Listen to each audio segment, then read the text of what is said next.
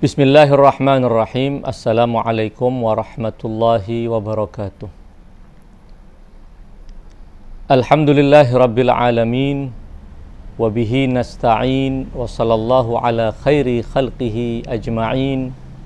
Muhammadin wa alihi at-tayyibin at-tahirin. Kita masih akan melanjutkan diskusi kita tentang imamah dalam pandangan Syiah dengan menghadirkan hadisul Ghadir sebagai salah satu dari bukti terkuat kepemimpinan Ali bin Abi Thalib sepeninggal Rasulullah sallallahu alaihi wasallam. Telah kita bicarakan tentang kualitas hadisul Ghadir, di mana bukti-bukti telah menegaskan bahwa hadisul Ghadir adalah hadis yang mutawatir. Namun seperti telah kita singgung juga bahwa Ibnu Hajar dan para ulama yang lain menolak kemutawatiran hadis Ghadir, dan itu mereka jadikan alasan untuk mematahkan argumentasi Syiah, mengingat kata mereka bahwa Syiah mensyaratkan kemutawatiran untuk sebuah hujjah demi menegakkan prinsip imamah. Dan itu benar bahwa imamah sebagai sebuah prinsip mendasar dalam agama harus ditegakkan di atas dalil-dalil yang pasti. Dan hadis mutawatir adalah hadis yang memberikan kepastian datangnya dari baginda Rasulullah sallallahu alaihi wasallam. Keberatan mereka sebenarnya tidaklah berdasar, mengingat bahwa hadisul Ghadir adalah hadis yang mutawatir menurut para ulama ahli sunnah sendiri. Namun andai benar apa yang dikatakan oleh Ibnu Hajar bahwa hadisul Ghadir itu tidak mutawatir, tentunya sama sekali itu tidak mencederai argumentasi Syiah. Karena demikian bahwa ketika ulama Syiah menegakkan prinsip imamah yang menjadi keyakinan mereka, mereka telah menegakkannya di atas riwayat-riwayat yang mutawatir dalam jalur mereka. Hadisul Ghadir dalam jalur pengikut Ahlul Bait adalah hadis yang mutawatir, sehingga mereka berhak berargumentasi dan membangun keyakinannya di atas hadis yang terbukti menurut mereka adalah hadis mutawatir dalam jalur periwayatan para ulama mereka. Andai benar bahwa hadisul Ghadir itu tidak mutawatir di kalangan para ulama ahli sunnah, sama sekali itu tidak merobohkan keyakinan Syiah. Karena Syiah telah membangun ideologinya berdasarkan riwayat-riwayat dari jalur mereka. Demikian juga dengan Ahlus Sunnah wal Jamaah. Tentu mereka punya hak untuk membangun keyakinannya di atas dalil-dalil yang mereka yakini sebagai sahih, apalagi sebagai yang mutawatir. Namun permasalahannya adalah Ahlus Sunnah tidak berhak memaksakan keyakinannya berdasarkan riwayat-riwayat yang ada di jalur mereka kepada pengikut selain madhab Ahlus Sunnah. Demikian juga dengan Syiah. Mereka tidak berhak memaksakan keyakinannya kepada kelompok di luar kelompok mereka. Demikianlah kaidah dalam berdialog yang harus kita bangun, bahwa kita berhak membangun ideologi kita berdasarkan bukti-bukti yang kita yakini itu benar dan kuat.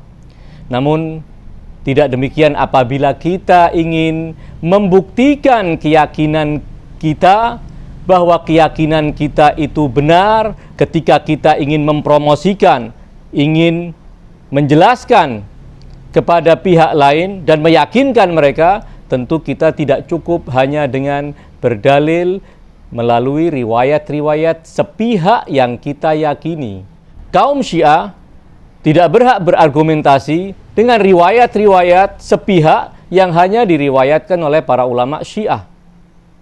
Demikian juga seorang Sunni tidak berhak dia berargumentasi dan mempromosikan akidahnya kepada kalangan Syiah semata hanya berargumentasi dan berdalil dengan riwayat sepihak yang ada di kitab-kitab ahli sunnah. Karenanya dalam berdialog yang harus kita bangun adalah mengedepankan bukti-bukti yang disepakati. Yang dimaksud dengan bukti yang disepakati adalah bahwa bukti itu ada di dalam kitab-kitab ulama kedua belah mazhab dan disahihkan dan diterima oleh ulama dari kedua belah mazhab tersebut. Barulah ulama Sunni berhak berargumentasi untuk membuktikan kebenaran akidahnya tentang imamah melalui riwayat-riwayat yang ada di kitab Syiah. Demikian juga ulama Syiah berhak mempromosikan, berhak membuktikan kebenaran akidahnya tentang imamah melalui riwayat-riwayat yang ada di dalam kitab-kitab Ahlus Sunnah wal Jamaah. Jadi sekali lagi, andai benar bahwa hadisul Ghadir itu tidak mutawatir, itu sama sekali tidak mencederai argumentasi Syiah dan tidak melemahkan keyakinan Syiah, mengingat Syiah telah memiliki jalur-jalur mutawatir tentang hadisul Ghadir. Jadi kembali kepada inti pembahasan kita bahwa apa yang dikatakan oleh Ibnu Hajar bahwa kelemahan Syiah dalam berargumentasi dengan hadisul Ghadir adalah bahwa hadisul Ghadir bukan hadis yang mutawatir, sementara Syiah sepakat bahwa untuk menegakkan prinsip imamah harus didukung oleh hadis yang mutawatir. Sekali lagi, itu yang perlu kita garis bawahi dari apa yang disampaikan oleh Ibnu Hajar. Apalagi ternyata terbukti bahwa hadisul Ghadir adalah hadis yang mutawatir berdasarkan keterangan para ulama Ahlus Sunnah dan juga berdasarkan argumentasi yang dibangun dan berdasarkan kaidah yang diterima oleh Ibnu Hajar Al-Haytami sendiri. Saya ingin bacakan apa yang disampaikan oleh Ibnu Hajar Al-Haytami dalam kitab As-Sawa'iq Al-Muhriqah tentang hadisul Ghadir. Sebagian dari apa yang ingin saya bacakan ini telah saya sampaikan dalam pertemuan yang lalu. Ibnu Hajar berkata demikian, innahu hadithun sahihun la miryata fihi. Sesungguhnya hadisul Ghadir adalah hadis yang sahih, tiada keraguan padanya. Waqad akhrajahu jama'atun kat-Tirmidzi wan Nasa'i wa Ahmad. Dan hadisul Ghadir telah diriwayatkan oleh sekelompok ulama ahli hadis seperti At-Tirmidzi, An-Nasa'i dan Ahmad ibn Hanbal. Wa turukuhu katsiratun jiddan. Dan jalur-jalur periwayatannya sangat banyak. Kemudian Ibnu Hajar melanjutkan demikian. Wa min thamma rawahu sittatu asyara sahabiyan. Dari situ hadisul Ghadir telah diriwayatkan oleh 16 sahabat Nabi.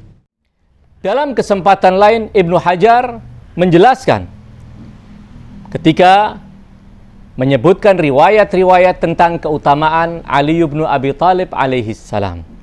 Hadis keempat, al-hadisur rabi'. Hadis yang keempat, qala sallallahu alaihi wa alihi wasallam yauma Ghadir Khum.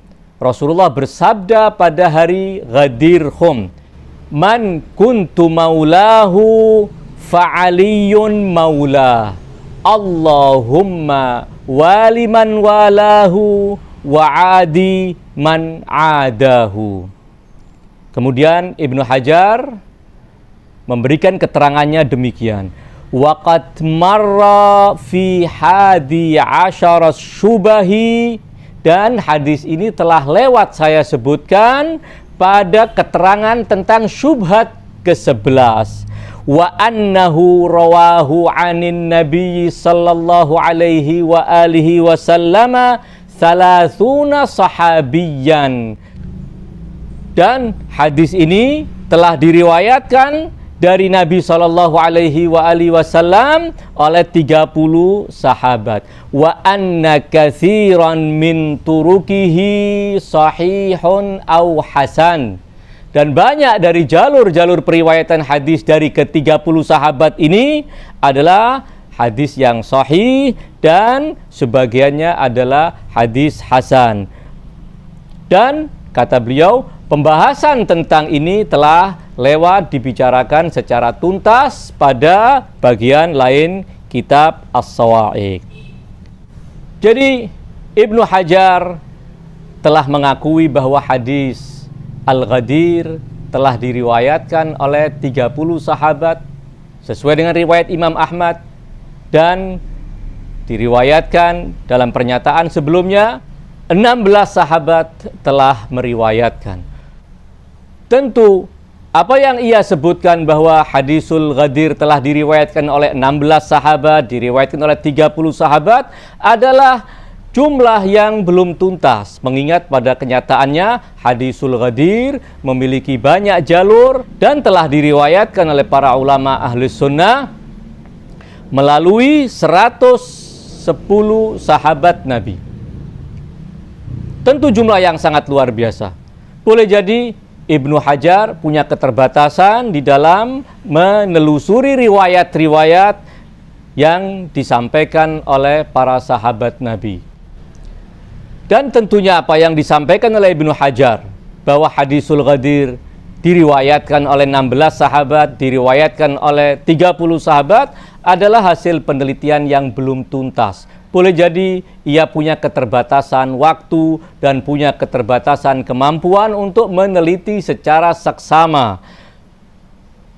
Karena pada dasarnya hadisul Ghadir telah dikutip oleh para ulama melalui lebih dari 100 sahabat Nabi sallallahu alaihi wa alihi wasallam. Kesalahan Ibnu Hajar dalam keterangannya tentang hadisul Ghadir telah diikuti oleh penulis kitab As-Sirah Al-Halabiyah. Asy-Syaikh Burhanuddin Al-Halabi dalam kitab Sirah Al-Halabiyah mengutip keterangan Ibnu Hajar tanpa merenungkan dan tanpa melakukan penelitian sendiri. Dia hanya mengadop, dia hanya mengutip keterangan Ibnu Hajar, karenanya dia juga terjatuh dalam kesalahan yang sama dengan kesalahan yang dialami oleh Ibnu Hajar Al-Haytami. Penulis kitab Manaqib Ali ibn Abi Thalib, Al-Faqih Ibnu Al-Maghazili Asy-Syafi'i menyebutkan beberapa jalur riwayat hadisul Ghadir. Qauluhu sallallahu alaihi wa alihi man kuntu maulahu fa'aliyun maula. Hadis dengan nomor 23 hingga hadis dengan nomor 38.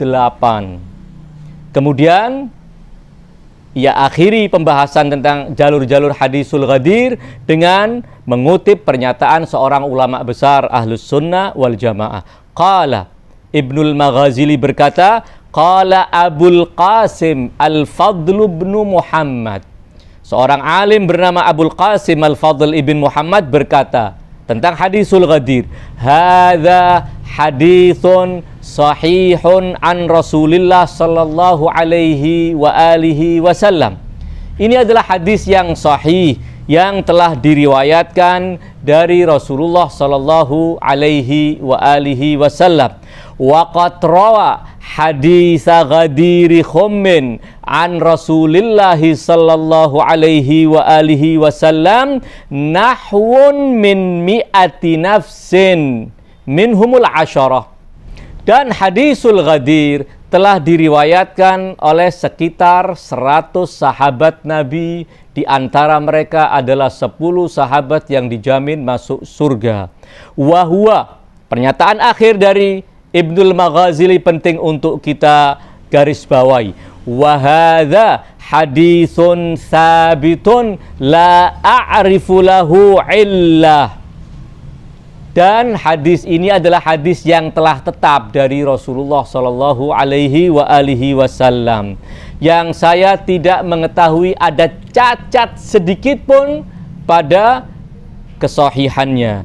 Tafarrada Aliyun alaihi salam bihadhil fadilah. Ali telah menyendiri dengan keutamaan ini. Tidak ada sahabat lain yang menyekutui Ali dalam keutamaan tersebut. Inilah pernyataan yang dikutip oleh Ibnul Maghazili sebagai tambahan keterangan bahwa hadisul Ghadir telah diriwayatkan oleh sekitar 100 sahabat, bukan 16 atau 30 sahabat seperti yang dikatakan oleh Ibnu Hajar. Ibnu Katsir dalam kitabnya Al-Bidayah wan Nihayah, pada pasal yang berbicara tentang haji wada', Ibnu Katsir berkata demikian, bahwa fakhataba khutbatan azimatan fil yaumits tsamini asyara min Dzulhijjah. Dan Rasulullah Shallallahu Alaihi Wasallam telah menyampaikan pidato yang sangat luar biasa agungnya pada hari ke-18 pada bulan Dzulhijjah, sepulang beliau dari menunaikan ibadah haji. Khutbah yang Ibnu Katsir sifati dengan melanjutkan keterangannya sebuah tentang hadisul Ghadir dan sabda Nabi, man kuntu maulahu fa'aliyun maulah, yang menjadi tema inti dalam pidato beliau di Ghadiri Khum. Ibnu Katsir berkata demikian, mengutip pernyataan syekhnya, guru besarnya dalam ilmu hadis, yaitu Syamsuddin Az-Zahabi. Qal, Syamsuddin Az-Zahabi berkata demikian, seperti yang telah lalu saya bacakan keterangan Az-Zahabi. Namun sekarang keterangan ini kita kutip langsung dari murid beliau, Ibnu Katsir Ad-Dimashqi. Wa sadrul hadisi mutawatirun. Dan awal hadis ini, man kuntu maulahu fa'aliyun maulah, adalah mutawatir. Atayaqqanu anna Rasulullah sallallahu alaihi wasallam qalahu. Saya yakin bahwa Rasulullah telah menyabdakannya. Wa amma, adapun tambahan, Allahumma waliman walahu wa adiman adah. Adapun tambahan Allahumma waliman wala faziyadatun qawiyatul isnad, adalah tambahan yang kuat sanadnya. Ini pernyataan dari Ibnu Katsir. Bisa kita lihat dalam Al-Bidayah wan Nihayah pada juz kelima halaman 226. Pada juz ke-7, Ibnu Katsir menjelaskan tentang sejarah masa kekhalifahan Ali bin Abi Thalib alaihi salam. Ibnu Katsir menyebutkan belasan jalur riwayat hadisul Ghadir. Ia mengatakan bahwa walamma raja'a alaihi salam min hajjatil wada', dan ketika Rasulullah pulang dari haji wada', fakana baina Makkah wal Madinati bimakanin yuqalu lahu Ghadiru Khum, khataban nasa hunaka fi yaumits tsamini asyar min Dzulhijjah. Ketika Rasulullah sallallahu alaihi wasallam pulang dari menunaikan haji wada', sesampai beliau di sebuah tempat antara kota suci Makkah dan kota suci Madinah, tempat yang dinamai dengan Ghadir Khum, Rasulullah berpidato di hadapan manusia. Di antara yang beliau sampaikan adalah man kuntu maulahu fa'aliyun maulah. Dalam sebagian riwayat ada tambahan Allahumma waliman walahu wa adi man adahu wansur man nasarahu wa khdzul man khadalahu. Ringkas kata bahwa telah terbukti di hadapan kita bahwa hadisul Ghadir telah diriwayatkan oleh lebih dari 100 sahabat Nabi. Namun andai benar, andai kita terima pernyataan Ibnu Hajar Al-Haytami bahwa hadisul Ghadir hanya diriwayatkan oleh 16 sahabat atau oleh 30 sahabat, itu pun tentu sudah menjadi bukti yang cukup bahwa hadisul Ghadir adalah hadis yang mutawatir. Dan semestinya Ibnu Hajar mengakui kemutawatiran hadisul Ghadir. Kenapa tidak? Hadis yang telah diriwayatkan oleh lebih dari 16 sahabat, bahkan telah terbukti diriwayatkan oleh lebih dari 100 sahabat, adalah hadis yang pasti mutawatir. Ibnu Hajar sebagai bukti ketika ia ingin menegakkan bukti-bukti keabsahan kekhalifahan Abu Bakar, di antaranya Ibnu Hajar berkata demikian. Dalam kitab As-Sawa'iq pada pasal ketiga, dia menulis judul demikian: Al-Faslu Tsalits fin Nususi As-Sam'iyyati Ad-Dallati ala khilafatihi minal Qur'ani was Sunnah. Pasal ketiga tentang nas-nas yang menunjukkan keabsahan khilafah Abu Bakar, baik dari Al-Quran nas tersebut maupun dari sunnah Nabi. Kemudian dia paparkan riwayat-riwayat yang tentunya riwayat-riwayat itu sepihak hanya ada di kitab-kitab ahli sunnah, sehingga ia berhak meyakini apa yang ia yakini sebagai bukti. Namun dia tidak berhak untuk memaksa Syiah menerima juga argumentasi yang dia sampaikan, seperti yang telah kita jelaskan di awal pertemuan ini. Ibnu Hajar menyebutkan beberapa dalil nas dari sunnah Rasulullah Shallallahu Alaihi Wasallam. Di antaranya adalah hadis yang ketujuh, As-Sabi'.